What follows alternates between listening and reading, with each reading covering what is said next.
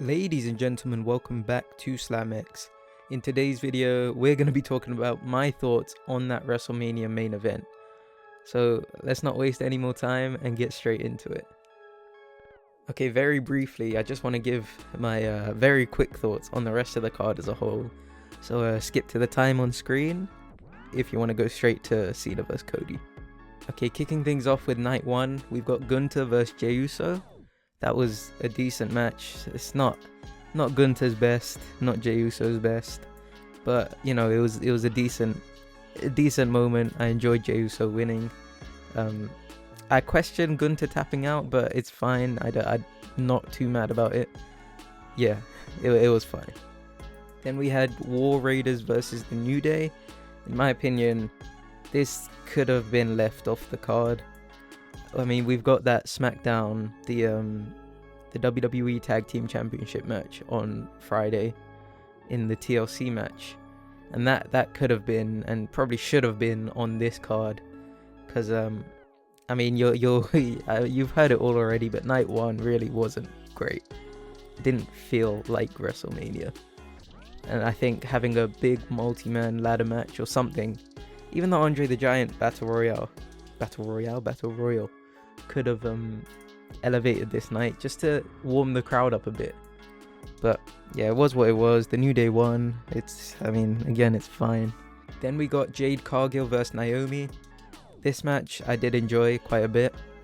I thought Naomi was gonna win, just like cheat to win, or somehow maybe Bianca gets involved, I don't know, but I thought Naomi would win this one.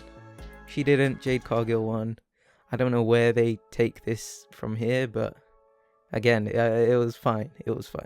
Then came sort of the real first highlight match of the night, or of the event for me, and that was LA Knight versus Jacob Fatu for the US title. Really enjoyed this one. It took a minute or two to sort of get into it, but once they did, it was a great match. Jacob Fatu, US champion. Very happy to see that. I don't know where they go in terms of the potential solo feud, but we'll see. We'll have to wait and see. But again, really enjoyed that one. That was pretty good. Then we got El Grande Americano versus Rey Fenix.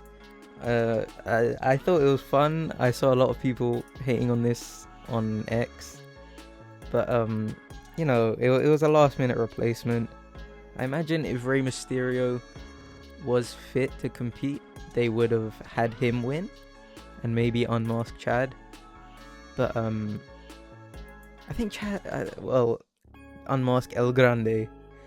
I can't remember if El Grande's on speed or not, because I remember hearing something about he filmed a match for WWE Speed, which might suggest that Rey was losing anyway. Rey Mysterio, that is. But I mean, we'll never know. The match was fun. The ending I enjoyed. You know, like Rey Fenix lost, but it wasn't clean.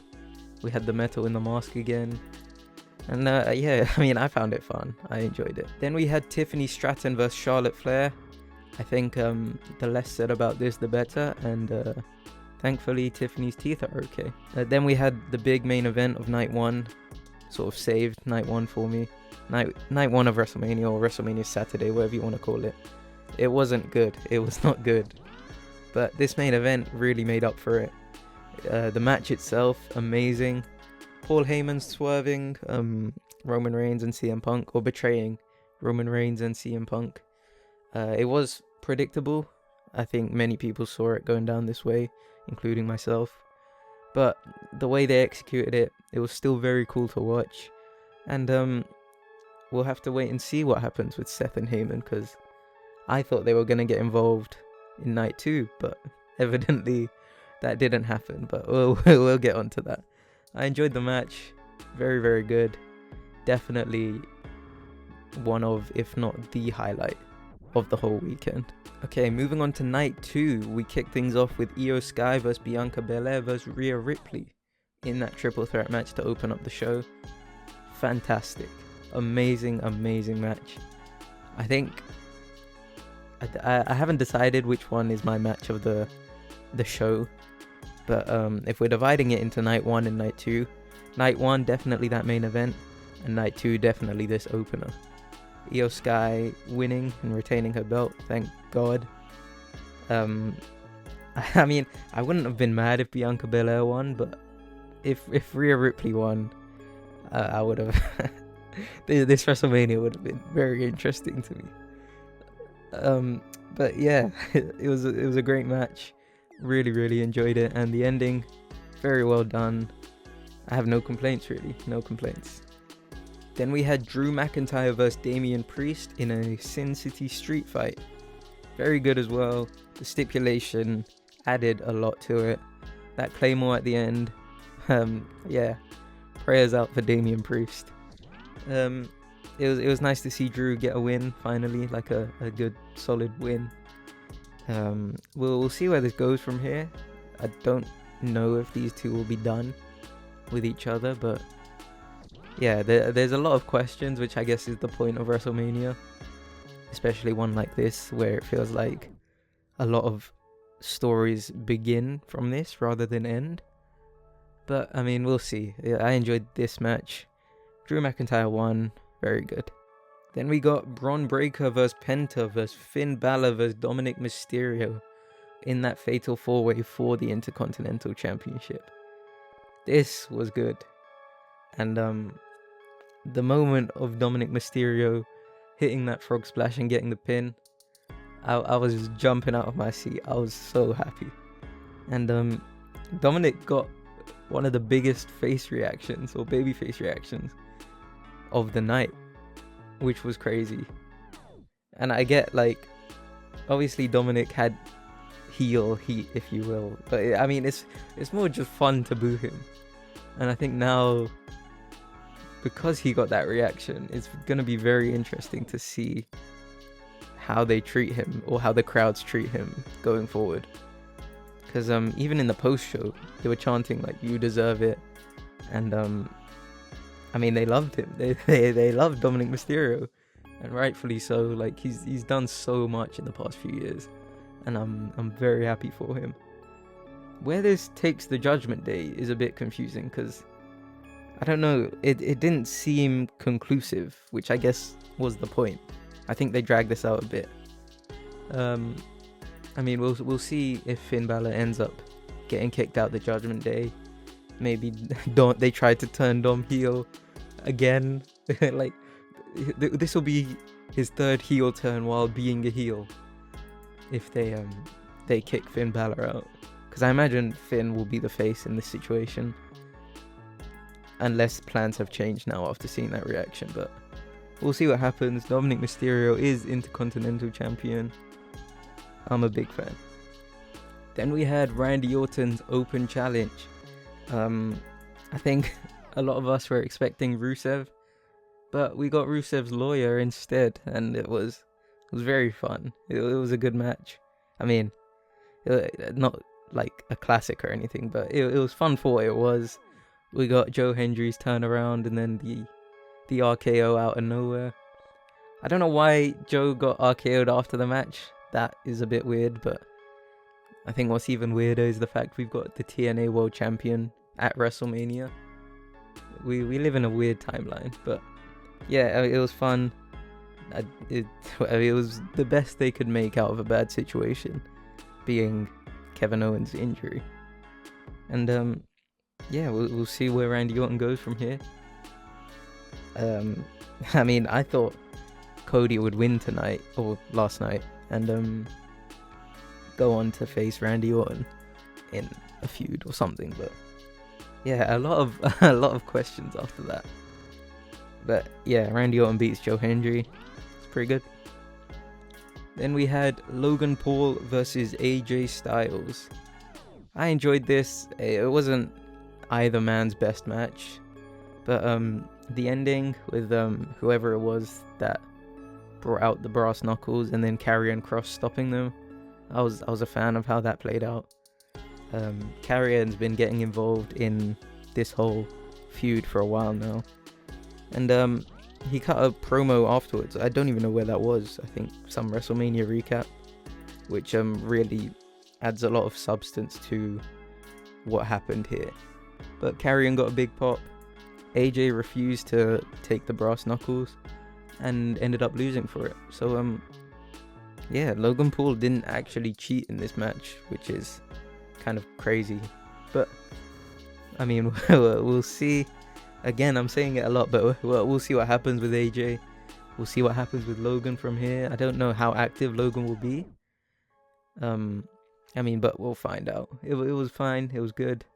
Logan Paul wins. A lot of people complaining about it, but I thought the finish was good. I thought the match played out well. It was good. Then we had Liv Morgan and Raquel Rodriguez versus Lyra Valkyria and a mystery partner who ended up being Becky Lynch. I think the moment Bayley got injured, and you can't see it, but I'm doing quotation marks. The moment Bayley got injured, we all knew Becky was coming back. I think that was the main consensus anyway, the general consensus. But yeah, I don't know how to feel about this one, just because, I mean, they're saying it was the plan for a while for Bayley to get taken out of this match, but it was just a weird one. I hope Bayley is okay with everything that happened. I mean, Triple H said she was, or implied she was, but again, we haven't heard from her. People saying this is going to lead to a feud between Bayley and Becky. Again, I don't know. It was a weird one.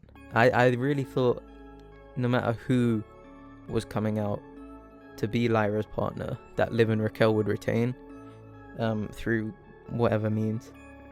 But we ended up getting new women's tag team champions. We got Lyra 2 belts. Becky is back full time.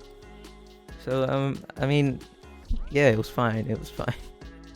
Then we had Stone Cold Steve Austin in an impromptu match against Sobriety and that fan.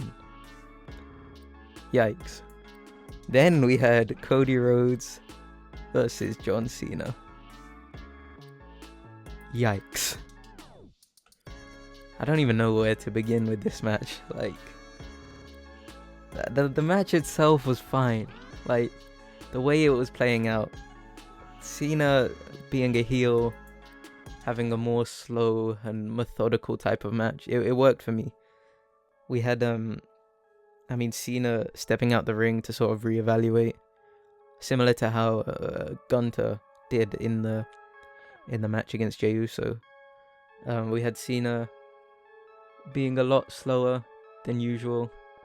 He did his whole comeback, the shoulder blocks, the 5-knuckle shuffle, but he did it a lot slower. It was fine with me. I enjoyed it. The crowd, unsurprisingly, at least to me, was on John Cena's side. I didn't expect them to boo Cody as much as they did, but I mean, it was a large portion of the fans that were on Cena's side. There were still quite a few Cody fans, like, you could hear it, but it wasn't as loud as the Cena support. Which, I mean, yeah, I wouldn't say it added to the match. In fact, it probably did the opposite. But, I mean, it was what it was. The match, like, I had no complaints about it. It was fine. The ref goes down, and you think, okay, here we go. Dwayne, Travis, where are you? How are you getting involved? And, we have the whole turnbuckle spot, and then we hear Fiend start playing, and immediately you think, okay, we're hearing the start of Fiend, and then we're gonna hear The Rock. And time went on, and it kept going, and it kept going, and there was no sign of The Rock. And I mean, in hindsight, you might think about a realization of The Rock's not coming, but at least for me, I didn't have that realization. It was, okay, Travis is here.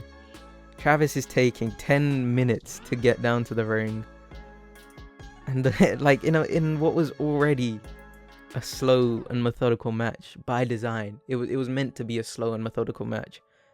Travis taking however long he took to walk down to the ring very slowly on what is a WrestleMania ramp. You have to remember, a longer ramp than usual. I get it's Travis Scott and he hasn't been in a lot of situations like this, but you have to know you're taking so long to get down to the ring.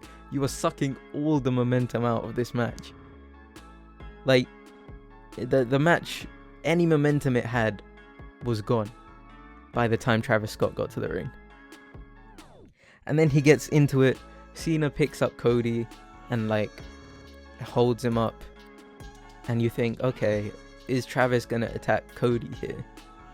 Because if he does, reason would think that the referee would just disqualify Cena. Because Cena's not on the board. And we're not gonna have a moment of The Rock saying, you know, F the rules, I'm The Rock. Because The Rock is not there. And like, what would Cena do? Just threaten, or Travis threaten the referee with, I'm gonna bring Rock out here and he's not gonna be happy with you if you disqualify me. Like, it didn't make sense. But we didn't get Travis attacking Cody. We got Cody fighting out. And then Cody pins Cena. Travis drags the referee out the ring. Okay, what happens now? Is now the time for The Rock to come. And like, oh my god, this Travis Scott gets in the ring. Cody hits him with a crossroads and then pushes him out of the ring, but Travis is just not moving. Cody attempts maybe 4 times to push Travis out of the ring, and Travis was just dead weight. He might have been out cold, but he was just dead weight. Cody finally gets him out, and then Cody turns around to find Cena about to hit him with the belt. Cody catches the belt before Cena gets to hit him with it. They have a tug of war moment, which didn't quite land for me. It didn't feel, I don't know, it just felt weird. And then Cody takes the belt from Cena. He has that moment of, do I make the choice here to do what the fans want or win the match? And Cody decides not to hit Cena with the belt. We get a low blow. Cena gets the referee up, pins Cody Rhodes. 1, 2, and you think Cody is about to kick out, because there is no way a WrestleMania main event ends that way. And then the referee hits 3, and man, oh man, Cena wins 17. Like, I'm not annoyed at Cena winning. The Cena winning is fine, is good even.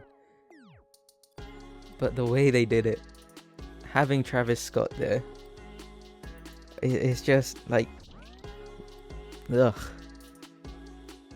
I'm fine with Cena cheating to win. He should have cheated more even. I'm fine with Cena winning number 17. But the thing I'm not fine with is that this whole feud, this whole Cena heel run with Cody leading up into WrestleMania has been overshadowed by The Rock. For what we now, like, for now we know it turned out to be for no reason at all. Like, if the heel turn happened at Elimination Chamber without The Rock, without Travis Scott, and we got everything the same from that moment, and then Cena cheats to win, no Travis Scott in WrestleMania, that would be so much better. Just because we don't have the expectation of it being for The Rock. He didn't do it for The Rock. Like, I'm in disbelief at what happened. Like, and people arguing about this is what was meant to happen. Cena's ruining wrestling. Like, there's ruining wrestling, and there's just having a garbage, dead, flat ending to what is supposed to be your biggest show of the year.